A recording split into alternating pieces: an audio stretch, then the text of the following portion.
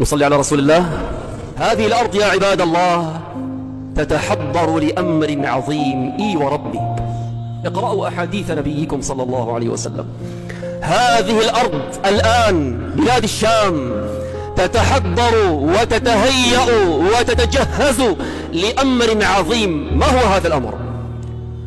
بلاد الشام ستتولى قيادة الأمة الإسلامية آخر الزمان، هكذا أخبر نبينا صلى الله عليه وسلم. بلاد الشام ستتولى قيادة الأمة الإسلامية في آخر الزمان. هنا سيحكم المهدي، هنا ستكون قيادة الجيش المسلم وبالتحديد في غوطة دمشق كما قال عليه الصلاة والسلام. هنا سينزل عيسى عليه الصلاة والسلام وتحديدا في دمشق، في لب بلاد الشام، في مركز بلاد الشام. سبحان الله، قول نبيكم صلى الله عليه وسلم: عليكم بالشام، عليكم بالشام فإنها خيرته من أرضه ويجتبي إليها خيرته من عباده. هذا هو معنى أن الله مبارك بالشام وأهلها. هذا هو معنى إذا فسد أهل الشام فلا خير فيكم. هذا هو معنى أن الملائكة باسطة أجنحتها على بلاد الشام. الأرض الآن تتحضر لأمر عظيم وحدث جلل. إذا لماذا البلاء؟ هذه حكمة الله، لا يأتي التمكين إلا بعد البلاء حتى يخرج الله منا أطيب الطيب. لولا البلاء لادعى من ادعى، ما عرف الصادق من الكاذب، ما عرف المؤمن من المنافق. لا بد من البلاء. وبعد هذا المخاض إن شاء الله أبشروا عباد الله، والله العظيم النصر قادم والفرج قادم. لكن المهم أن ننال هذا الشرف العظيم، شرف رفع الراية، شرف الدفاع عن دين الله، شرف الثبات على الإيمان. بعد هذه المحنة ستأتي المنحة، والله المنح مخبأة في رحم المحن، لكن متى ستأتي الله أعلم. قال الله تبارك وتعالى: أم حسبتم أن تدخلوا الجنة ولما يأتكم مثل الذين خلوا من قبلكم. لا بد من البلاء، لا بد حتى تتمايز الصفوف.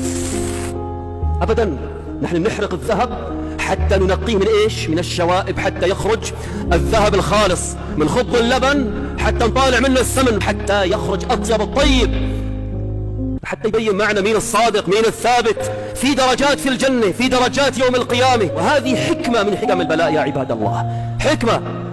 أم حسبتم أن تدخلوا الجنة ولما يأتكم مثل الذين خلوا من قبلكم مستهم البأساء والضراء، مو بس هيك، وزلزلوا. يعني شو؟ صب عليهم البلاء صبا، اشتد عليهم الأمر كما يشتد الآن على بلاد الشام. إيه وبعدين؟ حتى يقول الرسول، الله أكبر، حتى يقول الرسول والذين آمنوا معه متى نصر الله، متى نصر الله. قال الله بعدها مباشرة: ألا إن نصر الله قريب، ألا إن نصر الله قريب. إيش معنى هالكلام؟ يعني كل ما اشتدت اعلم أنه الفرج قرب. هذا معنى الآية، كل ما اشتدت اعلم أنه الأمر بات وشيكا على الانفراج. راح تنفتح الطاقة وراح يدخل النور أبدا، وبعد الظلام راح يجي فجر. ألا تؤمنون بالله؟ ألا تؤمنون بالله؟ هذا وعد ربكم، هذا وعد نبيكم صلى الله عليه وسلم. الأمر يحتاج إلى صبر. يا أيها الذين آمنوا اصبروا وصابروا ورابطوا واتقوا الله لعلكم تفلحون. الدنيا هاي ما دنيا متاع واحد يأكل ويشرب ويتمتع كالأنعام، لا، عندنا غاية. الله خلقنا لغاية يا عباد الله. لا بد من امتحان. كل من قال لا إله إلا الله سيمتحن. إيش دليلك؟ في دليل. الله تعالى قال: أحسب الناس أن يتركوا أن يقولوا آمنا وهم لا يفتنون. أبدا، كل من وحد الله سيبتلى. ليش؟ لأنه في عندنا درجات، في درجات، في شهادة يوم القيامة يا أخوان. الدنيا ما والله واحد ولد من بطن أمه وقاعد ومبسوط ودائما لازم ما شاء الله يا رب أنا تقي بصلي وبصوم لازم ما يجيني بلاء. بالعكس، بالعكس، الأتقياء هم أشد الناس بلاء. ليش؟ أن درجته عند الله أعلى. قال عليه الصلاة والسلام صلوا عليه: أشد الناس بلاء مين؟ قال العصاة؟ لا، الأمثل. قال الأنبياء ثم الأمثل فالأمثل. المشهد اللي عشناه مشهد خلع القلوب. الله عم يقول لنا هذا مشهد صغير من مشاهد يوم القيامة، مشهد صغير. شو زلزال 7.8؟ هذا مشهد صغير. كيف بزلزلة تدمر الأرض كلها، الأرض كلها. الأم المرضع بتزت رضيعها، الحامل بتنزل حملها، الناس سكارى من الخوف ما يدرون أين يذهبون. سبحان الله.